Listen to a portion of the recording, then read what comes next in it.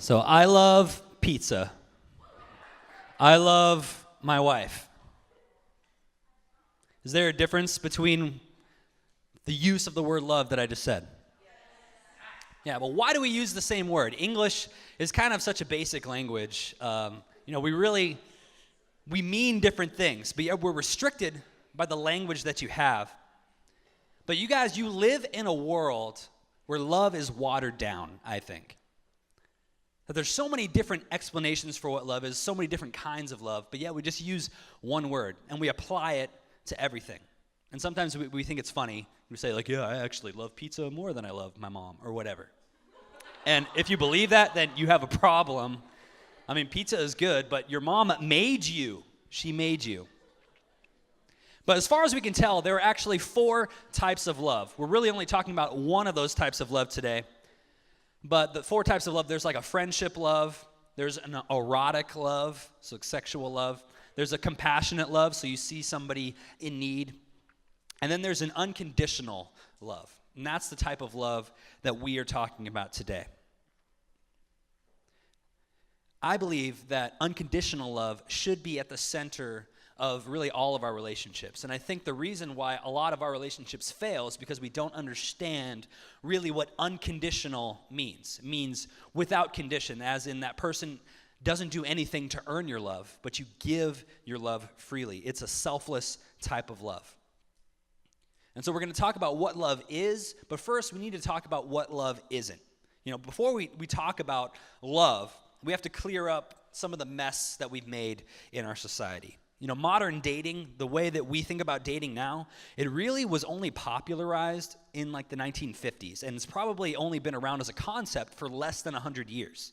You know, before dating in the 20th century, you know, marriage was more of like a transaction, really. It was more about, this makes sense financially for my family to be with your family. Not saying that true love didn't exist. But this idea of dating, we've taken love and we've tried to shove it into this box, and it can only be this thing. And we've done some damage to what love is. So let's talk about some of the damaging things that love has done. What love is not. Number 1 is just a feeling. Love is not just a feeling. Like, we all felt something when we saw this cute corgi. I mean, how could you not feel something? But it's puppy love. A lot of times we think love is just puppy love. You know, feelings change, though. I love different things now than I loved when I was 12 years old. You know, feelings change. Like yesterday, I was upset. Today, I'm not upset because I'm here with you guys, right? That's right. It's love.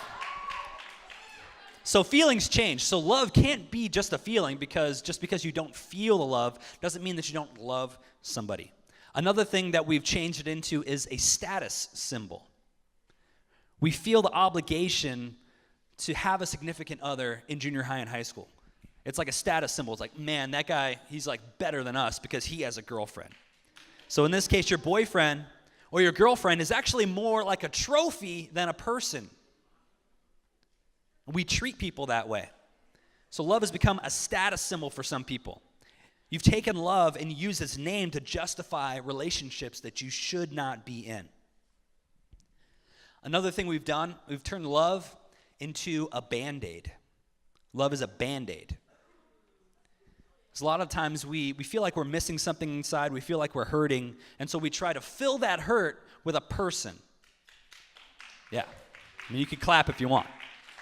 Some of you guys might be clapping from experience. A lot of times you get a boyfriend or a girlfriend so that you can feel better about yourself, rather than taking the time to actually work on yourself. You're not really addressing the problem deep down, and in fact, you're setting yourself up for failure in the future. Another one is an excuse. So sometimes we overlook very serious flaws in people, and we just say, oh, I love them. It's okay that they do that. I love them. And we've used it as an excuse. And unfortunately, boyfriends and girlfriends, they cover up abuse or other harmful traits because they, quote unquote, love this person. And so that is not love. And lastly, love is also not your purpose. As a teenager, there are so many things that you need to be focusing on, looking on, and it's not your purpose to find a boyfriend or a girlfriend. It's not your purpose to do that. You know, I've known kids that they could have been athletes, they could have been great musicians, but yet they went from relationship to relationship to relationship, and they wasted so much time trying to fill that hole inside of them without working on themselves. So right now I'm going to go ahead and talk about what love is. And listen, I'm not an expert on love. Me and my wife, we started dating in high school when we were around your guys' age, and we didn't do everything right. But for whatever reason, the ideas that I'm about to show you, just briefly before we go, the ideas that I'm about to show you worked. Because statistically, sadly, only 2% of high school relationships actually turn into long-term marriage relationships. So sorry to make you guys feel awkward if you're holding hands with your significant other or whatever. But 2%, that's probably not you. Probably not you. So there are 4 things that love is. What love is. Number 1, love is an action. Love is a choice put into action. It's not just a feeling. It's not just a feeling that you have inside. Yeah, it's not a feeling that happens to you. It's not falling in love. It's an action that happens from you. You give it. Love is also selfless. So genuinely thinking about others, got to brace for all the ahs, genuinely thinking about others more than yourself is what love is about. It's selfless. And sometimes our problem is not that we think too little of ourselves, but it's that we think too little about other people. We don't take the time to really think about it. Love is also a teacher. I learned a lot in high school and college from my relationship with my wife. That's us in high school, in the black and white one. It's weird to see me without a beard, too. But love is a teacher. I learned a lot about the opposite sex. And then, lastly, love is your purpose. Notice that that's the same thing that I said at the end, where I said what love is not. But notice it's not actually the same thing. It's true. Your purpose of it as a teenager is not just to find your significant other, but your purpose is to love others genuinely. So this is like figuring out life's big secret and sharing it with everyone you know. So your purpose is not to be loved. Your purpose is to love. Peace out.